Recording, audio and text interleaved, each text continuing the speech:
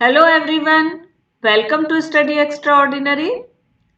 All the best for boards 2021 series में आज हम आपके लिए मैन्युफैक्चरिंग इंडस्ट्रीज जो कि ज्योग्राफी का क्लास 10th का एक इम्पॉर्टेंट चैप्टर है उसको एक्सप्लेन करने के लिए वीडियो लाए हैं। एक वीडियो हम इस पे पहले भी बना चुके हैं जिसमें what is manufacturing industries, classification of manufacturing industries, importance of manufacturing industries and industrial location, ये सारी चीजें हम बता चुके हैं। अगर आपने वो हमारा वीडियो नहीं देखा हो तो उसका लिंक आपको डिस्क्रिप्शन बॉक्स और आई बटन में मिल जाएगा, उसको जरूर देखिएगा। और आज हम आपके लिए इसमें एग्रो बेस्ड इंडस्ट्रीज को एक्सप्लेन करेंगे। एग्रो बेस्ड इंडस्ट्रीज क्या होती हैं? एग्रो बेस्ड इंडस्ट्रीज वो इंडस्ट्री होती है जो कि एग्रीकल्चर से अपना रॉ मटेरियल लेती हैं, जैसे कि sugar industry, cotton, jute, silk, woollen textile, edible oil, ये सारी इंडस्ट्रीज जो है एग्रीकल्चरल से रॉ मटेरियल लेती हैं, इसलिए ये एग्रो बेस्ड इंडस्ट्रीज होती हैं। एक बात मैं आपको ये बताना चाहूंगी कि ये चैप्टर बहुत इंपॉर्टेंट है और इसमें से प्रीवियस ईयर्स में क्वेश्चंस आते रहे हैं। और अगर आप इसको अच्छी तरीके से समझना चाहते हैं और जल्द आपकी समझ में आ जाए और रिवीजन में भी आपको आसानी हो तो मेरे साथ साथ आप बुक में पढ़ते जाएं और जो चीजें इंपॉर्टेंट आपको लगती है वो हाईलाइट करते जाएं, तो आपको ये रिवाइज करने में बहुत इजी हो जाएगा। तो सबसे पहले जो एग्रो बेस्ड इंडस्ट्री है उसमें बहुत इंपॉर्टेंट है टेक्सटाइल इंडस्ट्री। टेक्सटाइल इंडस्ट्री जो है उसकी यूनिक पोजीशन है हमारी इंडियन इकोनॉमी में, क्योंकि ये जो है contributes significantly to the industrial production। Industrial production का ये 14% जो है वो कंट्रीब्यूट करती है और ये एम्प्लॉयमेंट भी जनरेट करती है बहुत ज्यादा, 35 मिलियन पर्सन्स को डायरेक्टली। तो ये सेकंड लार्जेस्ट है एग्रीकल्चर के बाद इंडस्ट्री, सेकंड लार्ज इंडस्ट्री है। और फॉरेन एक्सचेंज अर्निंग में 24.6% जो है वो इसका कंट्रीब्यूशन रहता है। इट कॉन्ट्रीब्यूट्स 4% टुवर्ड्स जीडीपी और जीडीपी में भी इसका 4% रहता है। तो ये बहुत ज्यादा इंपॉर्टेंट इंडस्ट्री है टेक्सटाइल इंडस्ट्री। और ये इंडस्ट्री ही केवल एक ऐसी इंडस्ट्री है जो सेल्फ रिलायंट है, मतलब जो आपके फर्स्ट स्टेज पे इसमें प्रोडक्शन होता है वो दूसरे स्टेज के लिए रॉ मटेरियल होता है। तो इसमें अपने आप ही रॉ मटेरियल भी इसी इंडस्ट्री से मिल जाता है और प्रोडक्शन जो होता है वो भी इस इंडस्ट्री के लिए ही होता है।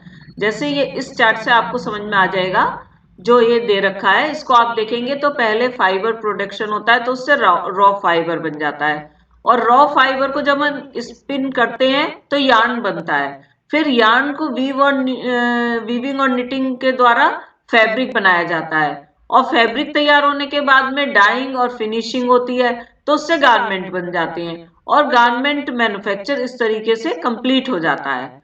तो ये एक इम्पॉर्टेंट क्वेश्चन है और अगर आप इस चार्ट के द्वारा उसको समझेंगे या एग्जाम में इस चार्ट को बनाएंगे तो ये आपके लिए बहुत बेनिफिशियल होगा। तो टेक्सटाइल इंडस्ट्री में सबसे पहले आती है कॉटन टेक्सटाइल, जो इंडिया की बहुत ही पुरानी और अच्छी इंडस्ट्री है। कॉटन टेक्सटाइल इंडस्ट्री इंडिया की बहुत ही एंशियंट इंडस्ट्री है और हैंडलूम और पावरलूम दोनों से कॉटन जो है वो प्रोड्यूस किया जाता है। First successful textile mill was established in Mumbai in 1854। ये एक इंपॉर्टेंट क्वेश्चन है, वन सेंटेंस या वन वर्ड में आपके लिए ये बहुत ज्यादा इंपॉर्टेंट रहेगा, इसको जरूर याद रखना है। अब जब हमारे कंट्री जो है वो ब्रिटिश गवर्नमेंट द्वारा चलाया जाता था, जब हमारे प्री इंडिपेंडेंस टाइम में ब्रिटिश गवर्नमेंट ने इस इंडस्ट्री को बूस्ट करने के लिए काफी कदम उठाए थे। क्यों? क्योंकि टू वर्ल्ड वॉर जो है उस समय हुई थी और यूरोप उसमें पार्टिसिपेट कर रहा था। तो उस समय इंडिया क्योंकि ब्रिटिश कॉलोनी थी और उनको क्लोथ की बहुत जरूरत थी, तो इस डिमांड को पूरा करने के लिए उन्होंने इंडिया में इस इंडस्ट्री को डेवलप किया था, क्योंकि इंडिया में कॉटन बहुत होता है और उनको कॉटन क्लोथ्स की जरूरत थी। ये इंडस्ट्री सबसे ज्यादा कहाँ पर होती है? Cotton growing belt Maharashtra and Gujarat में होती हैं, क्योंकि वहां पे कॉटन ग्रो होता है। जैसे कि हमने इंडस्ट्रियल लोकेशन के लिए आपको बताया था कि इंडस्ट्री सबसे पहले ये देखती है कि हमें रॉ मटेरियल कहाँ पे मिल रहा है। वहीं पे जो है इंडस्ट्री डेवलप होनी शुरू कर होती है। तो इसमें भी यही है, आपका एक क्वेश्चन ये बनता है कि कॉटन इंडस्ट्री महाराष्ट्र और गुजरात में ही क्यों होती है। तो उसमें आपका आंसर ये है कि availability of raw cotton, market, transport और इंक्लूडिंग एक्सेसिबल पोर्ट फैसिलिटीज, दोनों जगह पोर्ट हैं, और लेबर एंड मॉइस्ट क्लाइमेट, जो उसके लिए जरूरी होती है वो सारी चीजें महाराष्ट्र और गुजरात में मिलती हैं, इसलिए वहीं पे ज्यादा कॉटन इंडस्ट्रीज आपको अवेलेबल होती हैं, वहीं पे ज्यादा मिलती हैं। ये इंडस्ट्री एक बहुत इंपॉर्टेंट इंडस्ट्री इसलिए है कि ये बहुत सारे लोगों को एम्प्लॉयमेंट देती है। इसमें बहुत सारी चीजें होती हैं जो लेबर के करने की होती हैं, और वो जो है हमारे देश के बहुत सारे लोगों को एम्प्लॉयमेंट देती है। जैसे कि ये है कि एग्रीकल्चर से एक तो ये क्लोज लिंक में होती है, क्योंकि कॉटन जो है वो हमें एग्रीकल्चर से ही मिलता है, और जो है ये इसलिए फार्मर्स को के लिए इम्पोर्टेंट है। और cotton bolls, pluckers and workers engaged in gaining, spinning, weaving, dyeing, designing, packaging, tailoring and sewing, इन सब में लेबर की जरूरत होती है। तो ये हमें बहुत ज्यादा उसमें अनएम्प्लॉयमेंट को हटाने में बहुत ज्यादा ये हेल्पफुल इंडस्ट्री है। ये इंडस्ट्री जो है डिमांड्स क्रिएट करती है दूसरी इंडस्ट्री के लिए, तो ये दूसरी इंडस्ट्री को भी सपोर्ट करती है। तो कितनी इंपॉर्टेंट हुई है इंडस्ट्री की, ये जो है अनएम्प्लॉयमेंट को भी हटाती है, क्रिएट करती है डिमांड्स को, जिससे कि दूसरी इंडस्ट्रीज को सपोर्ट मिलती है, जैसे कि chemicals and dye industries, mill stores, packaging materials and engineering works. इतनी सारी इंडस्ट्रीज हैं जिसको ये सपोर्ट करती है। तो एक क्वेश्चन जो आपके लिए आएगा कि why cotton industries are important, तो इस इंडस्ट्री के बारे में आपको ये लिखना होगा कि किस तरीके से ये हमारे जो है जीडीपी में हेल्प करती है और अनएम्प्लॉयमेंट हटाती है, और इन दूसरी इंडस्ट्रीज को भी सपोर्ट करती है। स्पिनिंग जो है वो ज्यादातर महाराष्ट्र, गुजरात और तमिलनाडु में की जाती है, ये वहीं पे सेंट्रलाइज्ड है। लेकिन वीविंग जो है वो और जगह भी होती है, जो ट्रेडिशनल स्किल्स हैं उनको जो है और डिजाइन्स को वीव करते हैं कॉटन में, सिल्क में, जरी में, एम्ब्रॉयडरी में। और India has world class production in spinning, spinning में इंडिया का जो है वर्ल्ड में अपना बहुत अच्छा जो है उसने स्थान बना रखा है। लेकिन वीविंग जो है, वीविंग में वो लो क्वालिटी के फैब्रिक्स तैयार हो पाते हैं, इसलिए जो हाई क्वालिटी के यार्न है वो अपने कंट्री में ज्यादा यूज नहीं हो पाता है। वीविंग हैंडलूम, पावरलूम और मिल्स में की जाती है। हैंड स्पन खादी वो भी कॉटन में आती है, जो हाथ से जो है खादी बनाई जाती है, उसमें उससे लेबर को जो है वीवर्स को लार्ज स्केल पे एम्प्लॉयमेंट मिलता है, अपने घर में वो कर सकते हैं, इसलिए ये कॉटेज इंडस्ट्री में बहुत ज्यादा हेल्पफुल होती है। अब एक बात आती है कि व्हाई डिड महात्मा गांधी ले emphasis on spinning yarn and weaving khadi, क्यों महात्मा गांधी ने स्पिनिंग पर और वीविंग खादी पर क्यों जोर दिया था वो। अब इस क्वेश्चन का आंसर आपको अपने आप से सोचना है, तो मैं आपको बताती हूँ कि इसलिए जोर दिया था क्योंकि आपने देखा पहले कि इस इंडस्ट्री को बूस्ट करने के लिए ब्रिटिश गवर्नमेंट ने काफी कोशिश की, क्योंकि उनको यहाँ से अच्छे क्वालिटी की कॉटन यार्न चाहिए था, उसको वो अपने मिल में यूज करके क्लोथ्स बनाते थे, और क्लोथ्स को वो यहाँ इंडिया में भेजते थे, जो कि हमारे को हाई प्राइस पर मिलता था।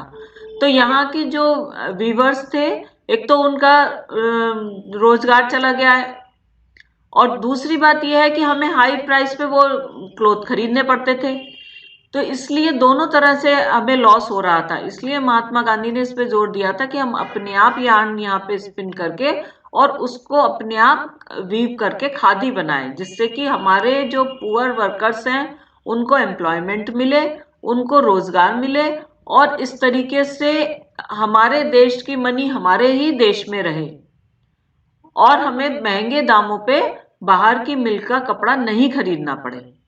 अब फाइबर का प्रोडक्शन आप इंडिया में कैसे कैसे होता है, ये इस टेबल के से देख सकते हैं और समझ सकते हैं कि किस किस मिल सेक्टर में 3.3 2009 और 10 में था, और 2010 और 11 में 3.5 हो गया। पावर लूम में 84.1 है, हैंडलूम में 11.3 11.1 हुआ है, अदर्स है 1.3 1.3।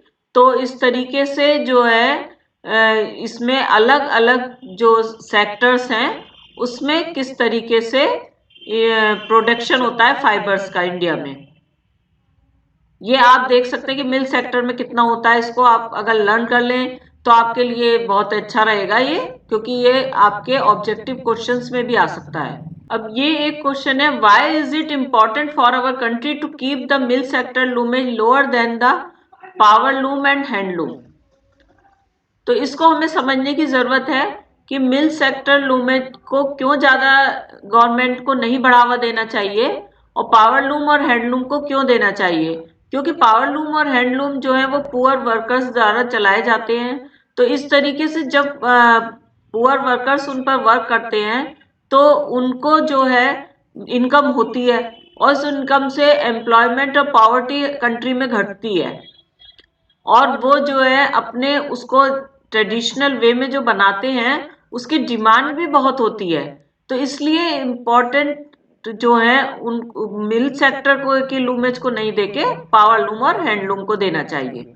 India exports yarn to Japan and other importance of importers of cotton goods from India are USA, UK, Russia, France, East European countries, Nepal, Singapore, Sri Lanka and African countries। अब हम इस map को देखते हैं, ये आपकी book में दे रखा है। तो कॉटन टेक्सटाइल के बारे में तो इतना डिटेल में बताया है बुक में, लेकिन वुलन टेक्सटाइल और सिल्क टेक्सटाइल के बारे में डिटेल में नहीं बताया है।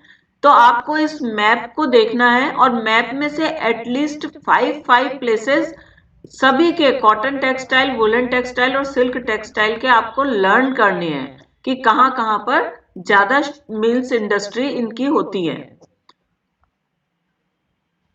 और ये आपके मैप वर्क के लिए भी आपको प्रिपेयर करना है। इंडिया में सेकंड लार्जेस्ट जो है वो इंस्टॉल्ड स्पिंडल्स की कैपेसिटी है चाइना के बाद। चाइना में सबसे ज्यादा है, इंडिया सेकंड नंबर पर है वर्ल्ड में। यार्न में तो वर्ल्ड ट्रेड में इंडिया का लार्ज शेयर है, 1/4 ऑफ द टोटल ट्रेड का इसका इंडिया का शेयर है, लेकिन गारमेंट में इसका ओनली 4% ही है। तो ये काफी कम है, क्योंकि हमारे यहाँ स्पिनिंग मिल्स में जो है वो ग्लोबल लेवल की जो है ग्लोबल लेवल की स्पिनिंग होती है मिल्स में, और वो जो है बहुत अच्छी क्वालिटी का फाइबर प्रोड्यूस कर सकती है। लेकिन वीविंग, निटिंग और प्रोसेसिंग यूनिट्स हमारे इतने अच्छे स्टैंडर्ड के नहीं है जो कि हमारे इस यार्न से हाई क्वालिटी के गारमेंट्स प्रोड्यूस कर सकें। इसलिए हमें यार्न जो है वो ज्यादातर एक्सपोर्ट करना पड़ता है। इसमें कुछ लार्ज और मॉडर्न फैक्ट्रीज हैं, लेकिन ज्यादातर जो प्रोडक्शन है वो स्मॉल यूनिट्स में जगह जगह होता है, जो कि केवल लोकल मार्केट के ही कंसर्न का होता है। वो ग्लोबल लेवल पे अब इतना ज्यादा कंपटीशन में स्टैंड नहीं करता। यही जो है मिसमैच वो मेजर ड्रॉबैक है इस कॉटन इंडस्ट्री का, क्योंकि इसमें many of our spinners export cotton yarn while apparel garment manufacturers have to import fabric। उनको import करना पड़ता है फैब्रिक, जबकि स्पिनिंग जो यार्न है हमारा वो वर्ल्ड क्वालिटी का है, वो हम एक्सपोर्ट करते हैं। लेकिन उससे हमें फॉरेन जो करेंसी है वो बहुत कम मिल पाती है, क्योंकि यहाँ पे एक एग्जाम्पल दे रखा है इसके लिए कि yarn is sold at ₹85 per KG, but if it is sold as a trouser बना के अगर हम इसको बेचते हैं तो हम वो कितने का होगा, ₹800 का। तो कितनी ज्यादा वैल्यू जो है वो बीच बीच में एवरी स्टेज पे जो है उसमें ऐड होती जाती है, जब तक कि फाइबर से गारमेंट प्रिपेयर होता है। तो इसलिए अगर हम गारमेंट में वर्ल्ड क्लास फैब्रिक बनाते हैं और उसको एक्सपोर्ट करते हैं तो हम फॉरेन करेंसी ज्यादा अर्न कर पाएंगे। ये इसका आंसर है, why is it important for us to improve our weaving sector instead of exporting yarn in large quantities. ये इसका आंसर यही है कि हम अगर यार्न को एक्सपोर्ट करते हैं तो हमें फॉरेन करेंसी बहुत कम मिलती है, क्योंकि हमें फिर अपने गारमेंट के लिए फैब्रिक इंपोर्ट करना पड़ता है जो कि उससे ज्यादा कॉस्टली होता है। तो इसीलिए हमें वीविंग सेक्टर को जो है इम्प्रूव करने की बहुत जरूरत है। अब इसमें क्या चैलेंजेस हैं कॉटन इंडस्ट्री में, क्यों हम इसमें ज्यादा इम्प्रूवमेंट नहीं कर पा रहे हैं, इसकी क्वालिटी क्यों नहीं अच्छी कर पा रहे हैं, ये एक बहुत इंपॉर्टेंट क्वेश्चन है जो आपके 3 मार्क्स में भी आ सकता है। इसके लिए आप कम से कम 3 पॉइंट्स प्रिपेयर करिए कि एक तो ये है power supply is erratic and machinery needs to be upgraded. हमारे पास ओल्ड टाइप की मशीन्स हैं और पावर सप्लाई जो है वो हमारी इरेटिक है, जो कि पावर सप्लाई के बिना तो ये मशीन भी अच्छी मशीन भी नहीं वर्क कर पाती, और हमारी मशीन तो जो है पुराने टाइप की है, ओल्ड टाइप की चल रही हैं। इसलिए जो है वीविंग और प्रोसेसिंग सेक्टर में बार बार जो है पावर सप्लाई फेलियर की वजह से डिफिकल्टीज आती हैं। दूसरी प्रॉब्लम है low output of labour, labour की जो एफिशिएंसी है वो कम है, तो इसलिए हमारा जो है मनी तो ज्यादा लग जाता है लेबर को देने में और उसका आउटपुट कम आता है। Stiff competition with the synthetic fibre industry, जो सिंथेटिक फाइबर की जो इंडस्ट्री है उससे बहुत ज्यादा कंपटीशन है, क्योंकि सिंथेटिक फाइबर लो कॉस्ट पे अवेलेबल होता है, वो देर से कटता फटता है, तो वो ड्यूरेबल होता है, उसको लोग लेना पसंद करते हैं। इसमें जो है आपको मेंटेनेंस में भी कॉटन में बहुत जो है खर्च करना पड़ता है। तो ये 3 पॉइंट्स आप इसमें दे सकते हैं कि क्या चैलेंजेस हैं कॉटन इंडस्ट्री में इंडिया में। आपने कॉटन इंडस्ट्री के बारे में यहाँ पे कुछ इंपॉर्टेंट पॉइंट्स, क्वेश्चंस सब देखे, और आई थिंक मेरे को लगता है कि आपको कॉटन इंडस्ट्री के बारे में काफी कुछ समझ में आ गया होगा। जो दूसरी एग्रो बेस्ड इंडस्ट्रीज हैं जैसे जूट इंडस्ट्री और शुगर इंडस्ट्री, वो हम अपने नेक्स्ट वीडियो में डिस्कस करेंगे।